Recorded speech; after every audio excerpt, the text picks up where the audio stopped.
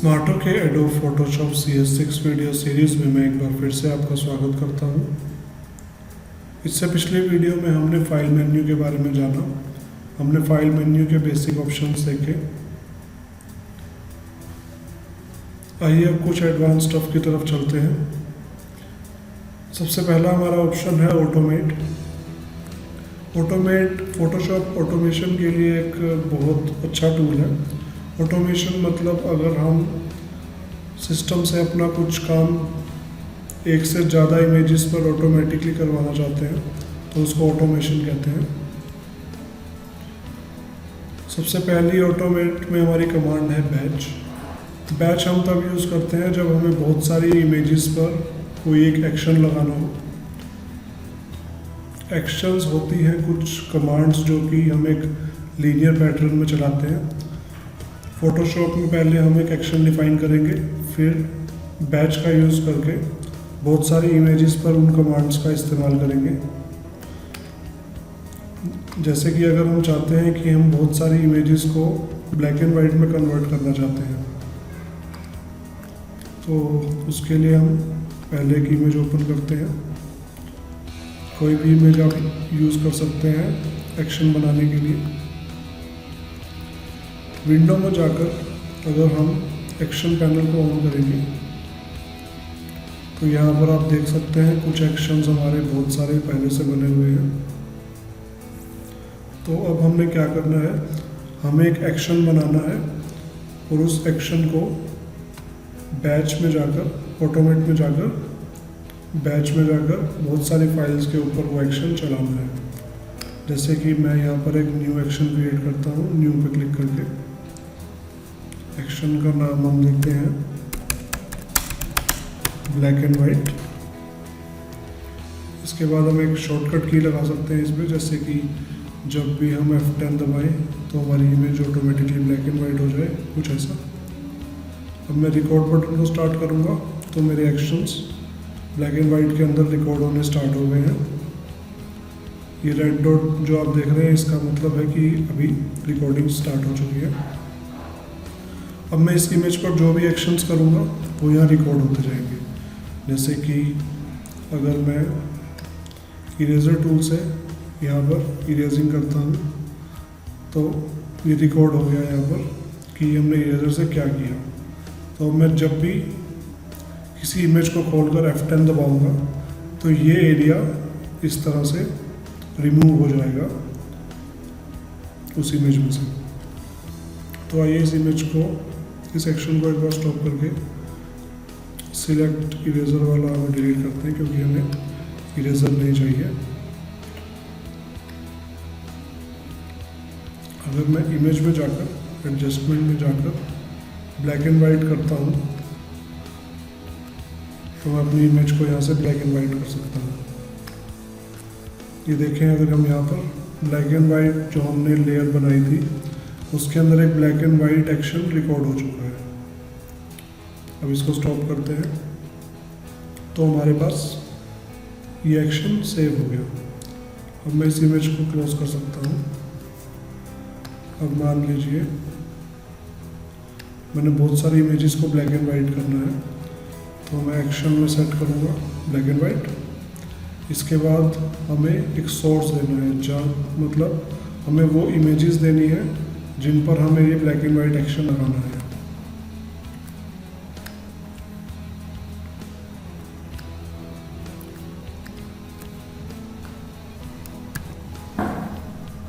आइए एक फोल्डर बनाते हैं जिसमें हम इमेजेस रखते हैं।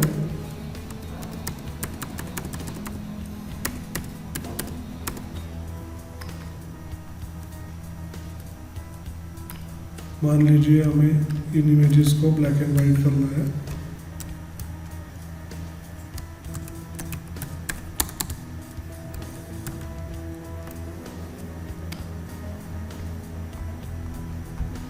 अभी ये सारी इमेजेस कलर्ड है। मैं फोल्डर चूज करता हूँ यहाँ से, डाउनलोड्स के बाद इमेजेस, और मेरा ये फोल्डर जो मैंने अभी बनाया ये सोर्स सिलेक्ट हो चुका है।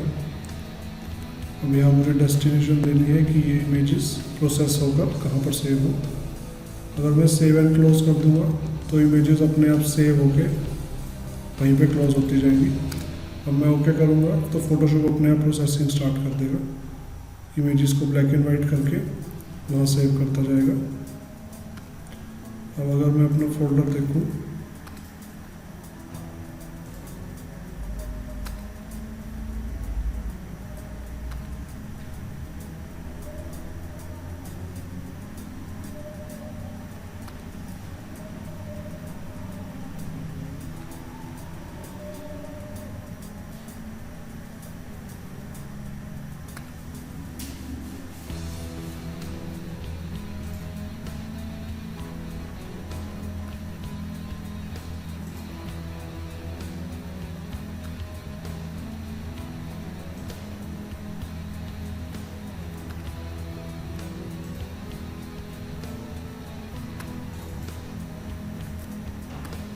तो वहाँ पर सारी इमेजेस हमारे पास उस एक्शन के साथ प्रोसेस होकर सेव हो गई है।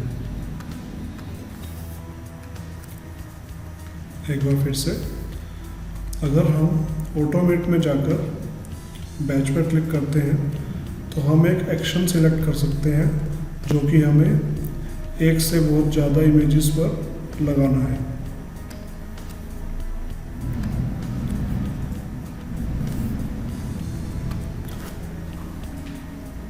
इससे अगला हमारा ऑप्शन है पीडीएफ प्रेजेंटेशन। अगर आपको कुछ इमेजेस को मिक्स करके एक पीडीएफ फाइल बनानी है, जैसा कि हमें कई बार ऑफिशियल डॉक्यूमेंट्स वगैरह के लिए करना पड़ता है, तो इमेजेस सिलेक्ट करें। आपको किस तरह से सेव करना है, एक मल्टी इमेज डॉक्यूमेंट की तरह या प्रेजेंटेशन की तरह। हमने सेलेक्ट किया हुआ है मल्टी पेज डॉक्यूमेंट। बैकग्राउंड जो हमारी पीडीएफ फाइल का बैकग्राउंड कलर रहेगा। अब अगर मैं सेव करता हूँ तो मुझे डेस्टिनेशन देनी है कि मुझे ये डॉक्यूमेंट कहाँ सेव करना है। इसके बाद आप क्वालिटी सेट कर सकते हैं कि आपको स्मॉल फाइल साइज चाहिए पीडीएफ का या हाई क्वालिटी साइज चाहिए।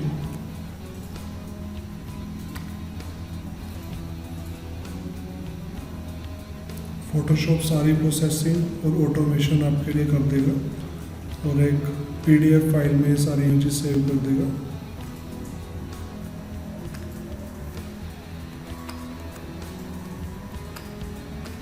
फिर आप किसी भी पीडीएफ व्यूअर से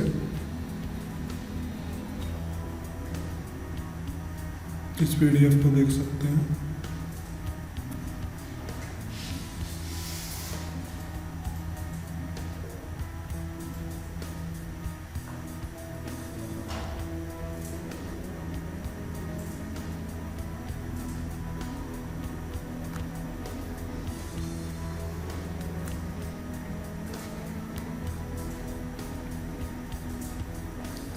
अगर आपके पास काफ़ी सारी इमेजेस हैं जिनके अंदर टेक्स्ट है तो आप उन इमेजेस को स्टिच करके एक पीडीएफ फाइल में लगा सकते हैं, जो कि हमारी अक्सर रिक्वायरमेंट होती है। जब हमें कुछ अटैचमेंट ईमेल करने होते हैं तो हमें अक्सर पीडीएफ डॉक्यूमेंट्स मेल करने होते हैं।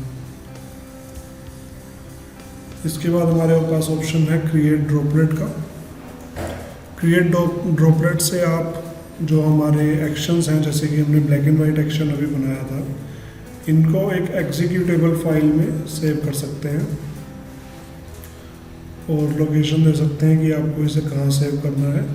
फिर आप उस एग्जीक्यूटेबल से ही डबल क्लिक करने से उस इमेज को वो एक्शन लगा सकते हैं आप उस इमेज पर। जैसे कि ये एक EXE फाइल है, अगर मैं इसके ऊपर कुछ भी ड्रॉप करूँगा तो वो ब्लैक एंड वाइट होकर मेरे पास आ जाएगी।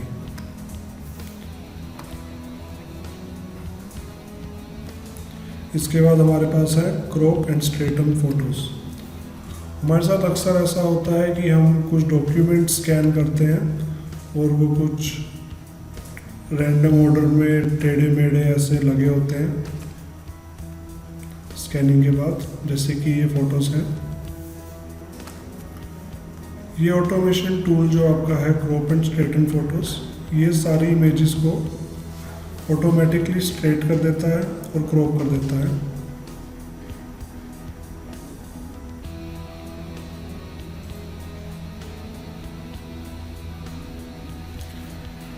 अब आप यहाँ देख सकते हैं इसने काफ़ी सारी फाइल्स हमें बनाकर दे दी हैं जो कि जिनका एंगल बिल्कुल ठीक है।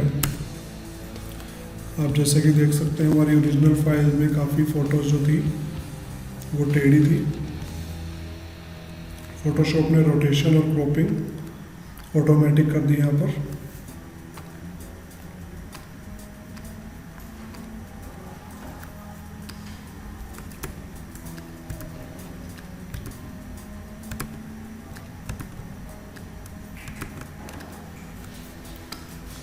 इसके बाद हमारे पास है कॉन्टैक्ट शीट।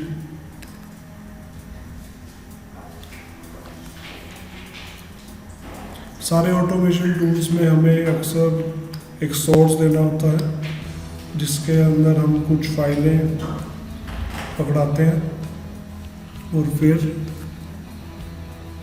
फोटोशॉप आपके लिए ऑटोमेशन कर देता है उन सारी इमेजेस पे।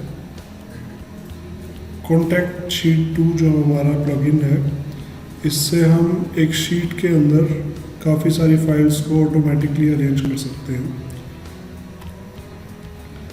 आपने अब तक जितने भी प्लगइन्स देखे हैं उसके अंदर एक सोर्स इमेज का पैनल होता है जिससे कि हम मल्टीपल इमेजेस को सिलेक्ट कर सकें और ऑटोमेट कर सकें। अब मैं यहाँ पर कुछ फाइल सिलेक्ट कर रहा हूँ कॉन्टैक्ट शीट 2 के लिए।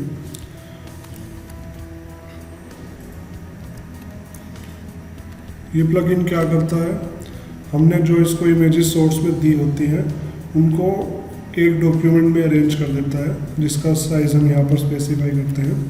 जैसे कि अभी हमने 8 बाई 10 इंचज़ के एक डॉक्यूमेंट के अंदर ये सारी इमेजेस फिट करनी है। इसके बाद यहाँ हम सेट करेंगे भाई कितने रोज़ और कितने कॉलम्स के अंदर सेट करनी है। जैसे कि अगर मैं यहाँ 5 बाई 3 करूँगा तो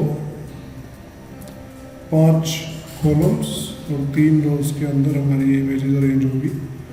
रोटेट अगर हमने करना है, अगर हम चाहते हैं कि फ़ोटोशॉप हमें फिटिंग करके दे तो हम रोटेशन के लिए भी ऑन कर सकते हैं। इसके बाद ऑटो स्पेसिंग, इमेजेस के बीच में स्पेस ऑटोमेटिकली फ़ोटोशॉप एडजस्ट करे या आप मैनुअली एंटर करना चाहते हैं। अभी मैं इसको ऑटो पे छोड़ रहा हूँ। इसके बाद use file name and as caption, अगर हम इमेजेस के नीचे उनका नाम देना चाहते हैं कि भाई ये इमेज कौन सी है या इसमें क्या है।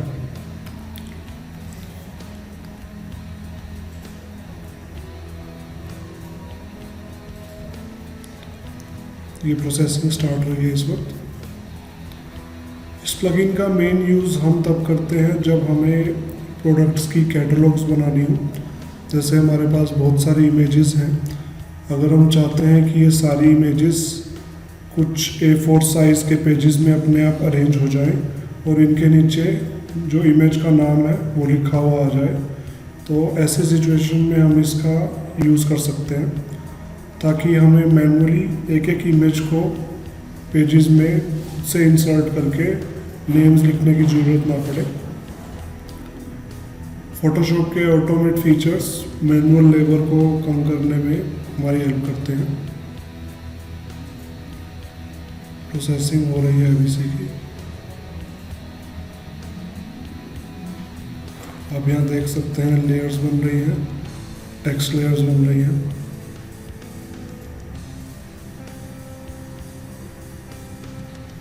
ये इमेज फोटोशॉप ने ऑटोमेटिकली रोटेट की है बेस्ट फिटिंग के लिए। वैसे ये फ़ोटो लैंडस्केप में थी, यहाँ पोर्ट्रेट में है।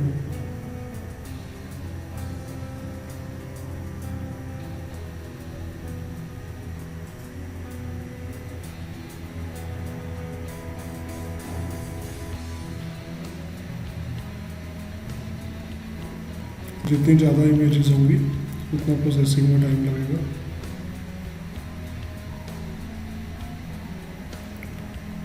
और ये फोटोशॉप ने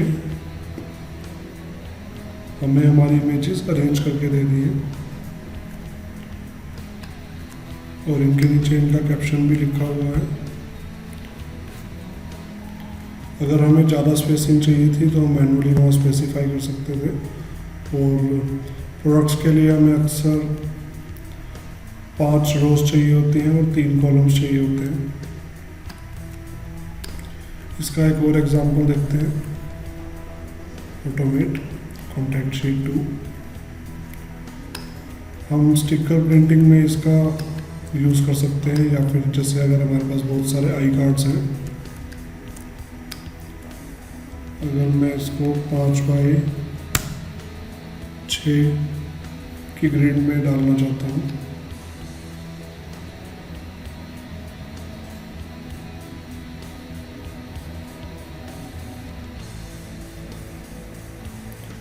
अब मैं इस पेज की as it is sticker paper पर प्रिंटिंग करके क्वालिटी वाले स्टिकर्स यूज़ कर सकता हूँ।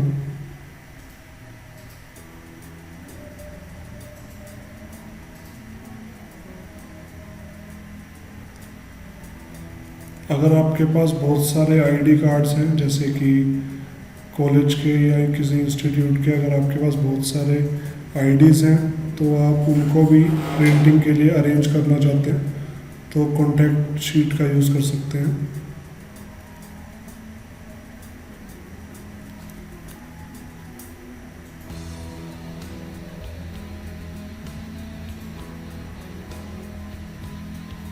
ये सारे स्टिकर्स अभी अरेंज हो रहे हैं।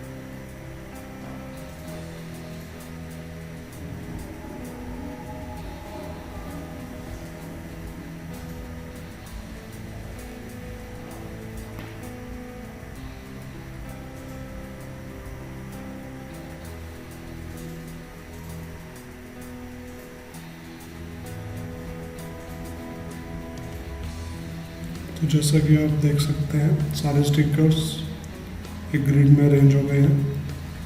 हम ये टेक्स्ट ऑफ भी कर सकते थे।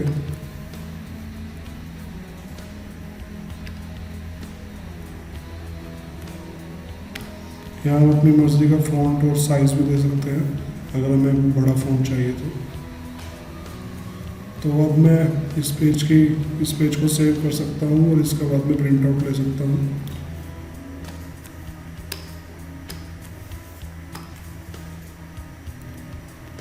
इसके बाद हमारे पास है conditional mode change.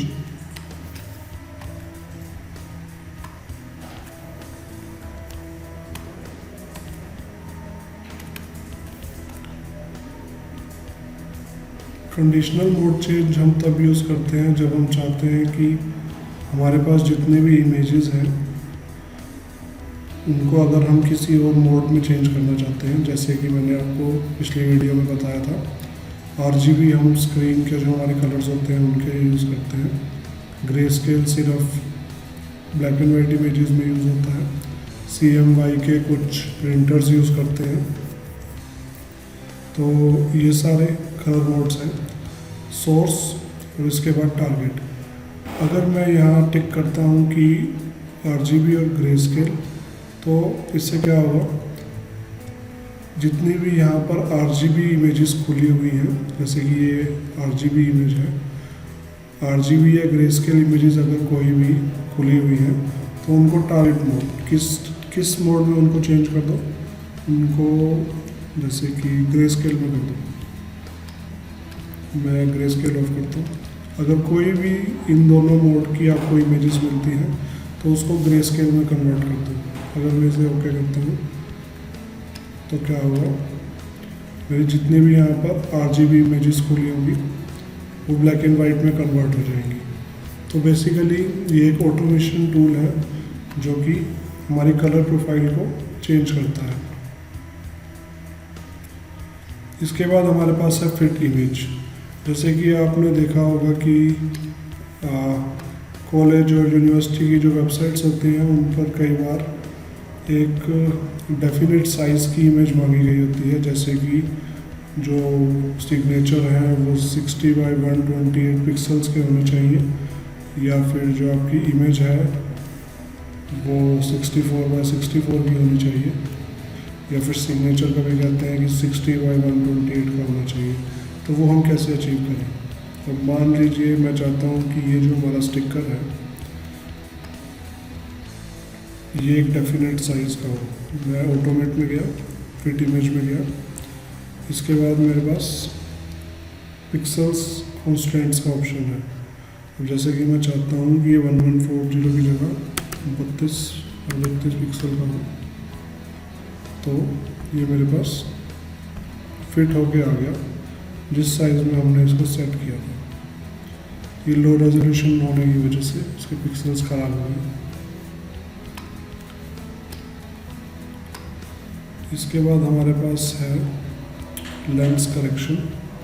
Lens correction हम जो हाई डेफिनेशन कैमरास होते हैं, कई बार हमारे पास जो फोकल लेंथ होती है, फोकस होता है कैमरे का, वो कई बार गलत होता है, फोकस किसी और ऑब्जेक्ट पे हो जाता है।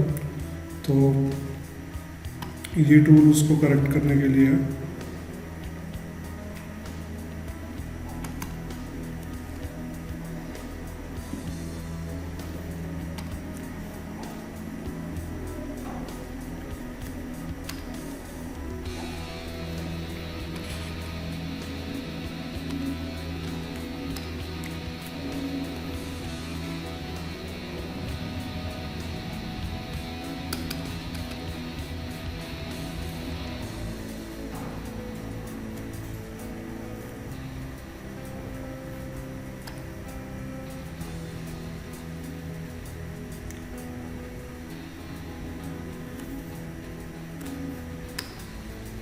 जो हमारी इमेज है वो लेंस करेक्ट होके डेस्टिनेशन में सेव हो गई है।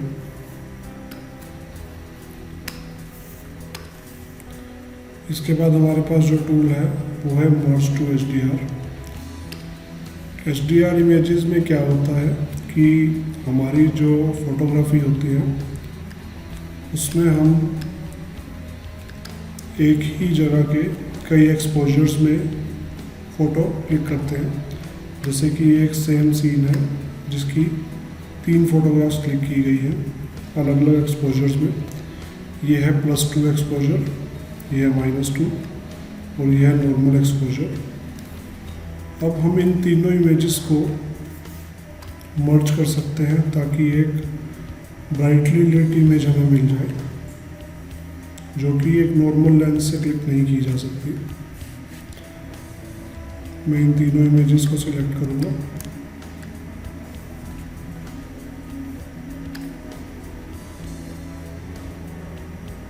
और फोटोशॉप इन तीनों इमेजेस को मर्ज करने का ऑटोमेशन अपने आप करेगा।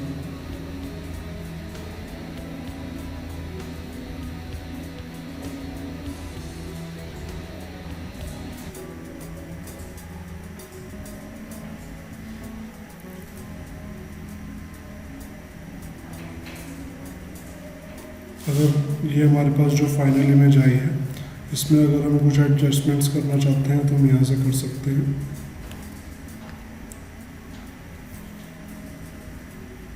ये हमारे पास फाइनल HDR इमेज आई है।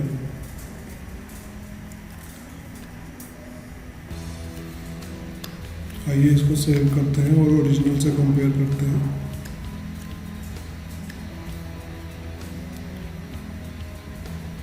हमारी ओरिजिनल इमेज थी माउंटेन्स 1, इसको नाम देता हूँ माउंटेन्स 0।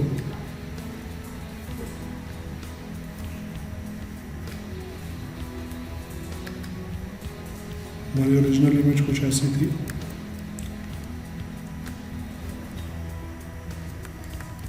ये कम एक्सपोजर के साथ, ये ज़्यादा एक्सपोजर के साथ, और ये हमारी ओरिजिनल जो बीच वाली इमेज थी, और ये हमारी HDR इमेज है। तो आप देख सकते हैं कि HDR इमेजेस की जो क्वालिटी होती है वो सारे एक्सपोजर्स की मिक्स होने की वजह से ओरिजिनल से कई गुना बेटर होती है। HDR का आप एक और एग्जांपल देख सकते हैं इस इमेज में। ये 3 फोटोग्राफ्स हैं, लेकिन जो हमारा रिजल्ट है वो तीनों से बहुत ज़्यादा बेटर है। जितने भी आप हाई डेफिनेशन वॉलपेपर्स देखते हैं वो सारी HDR इमेजेस होती हैं। इससे अगला टूल हमारा है, लास्ट टूल जो हमारा है फोटो मर्ज। फोटो मर्ज से आप काफ़ी सारी जो हमारी इमेजेस हैं, मान लीजिए आपने एक ही सीन की काफ़ी सारी अलग अलग इमेजेस ली हैं सेम जगह से, जैसे कि आप इस एग्जांपल में देखेंगे। ये एक आइलैंड है, फिर ये उसी आइलैंड के थोड़ी सी लेफ्ट में एक बोट है और एक और आइलैंड है। इसके बाद वही बोट और वो वाला आइलैंड बाकी का नेक्स्ट पिक में है, और उसके बाद बिल्कुल राइट वाला हमारा आइलैंड है। तो रैंडम ऑर्डर में हमारे पास काफ़ी सारी एक ही सीन की इमेजेस हैं।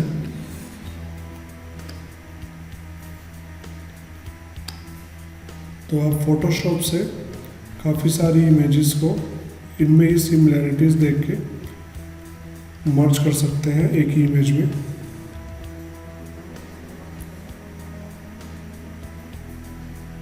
ये जितने भी आपने ऑटोमेशन टूल्स देखे, ये ह्यूमन लेबर को रिड्यूस करने के लिए यूज़ होते हैं।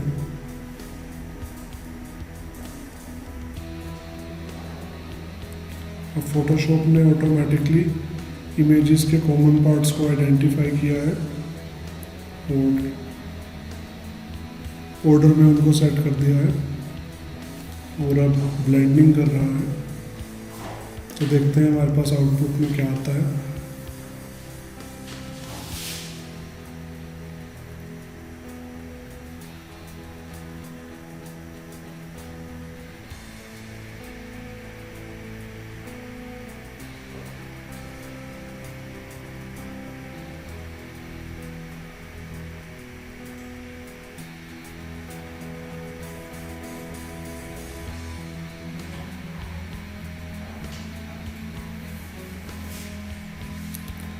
तो जैसा कि आप देख सकते हैं सारी इमेजेस को फोटोशॉप ने एक इमेज में ब्लेंड कर दिया।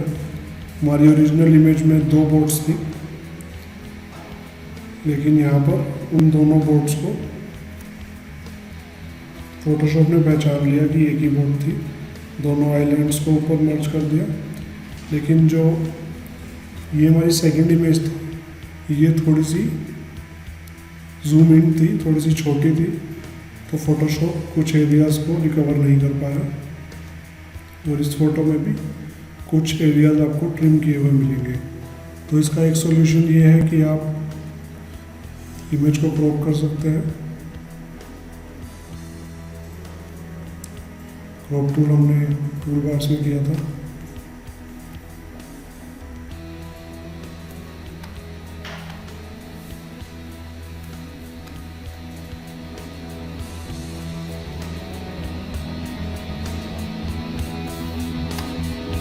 और इसी के साथ हमने ऑटोमेशन के सारे टूल्स भी देखे। बाकी के ऑप्शंस हम देखते हैं नेक्स्ट वीडियो में। Thank you.